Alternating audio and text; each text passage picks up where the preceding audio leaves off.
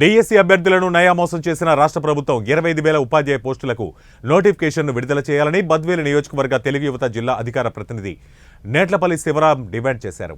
బద్వేలు నియోజకవర్గం తెలుగుదేశం పార్టీ కార్యాలయంలో ఏర్పాటు చేసిన విలేకరుల సమావేశంలో పాల్గొన్న ఆయన సీఎం జగన్ పరిపాలనపై తీవ్రస్థాయిలో విమర్శలు గుప్పించారు. ఈ సందర్భంగా ఆయన మాట్లాడుతూ డిఎస్సి విద్యార్థుల వయోపరిమితి 47 సంవత్సరాలకు పెంచాలని డిమాండ్ చేశారు. జగన్ పరిపాలన ఎలా ఉందో ఆంధ్ర రాష్ట్ర ప్రజలందరూ చూస్తూనే ఉన్నారు.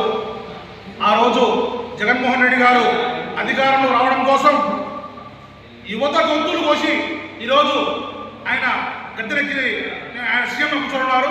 ఆ రోజు నేను అధికారంలో రాగానే మెగా డిఎస్సి విడుదల చేసి యువతలందరికీ కూడా నేను ఉద్యోగాలు ఇస్తానని చెప్పి హామీ ఇచ్చి ఈరోజు ఆ మాట తుమ్మలో తొక్కేసి యువకుల్ని అన్యాయంగా ఆ హోటళ్లలో పరారాశాలలో పోయి మరి కూలాలకు పొందుతాను.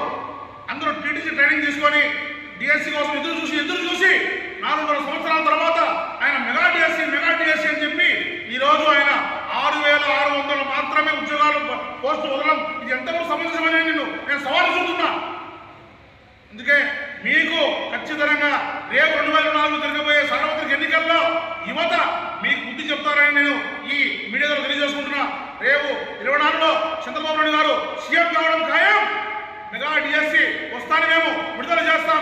ప్రతి ఒక్క టీటీసీ చేసిన ప్రతి ఒక్క వ్యక్తికి కూడా మేము ఆదుకుంటామని చెప్పి ప్రతి ఒక్కరికి జాబ్ ప్రయత్నం చేస్తామని తెలుసుకుంటాను. చంద్రబాబు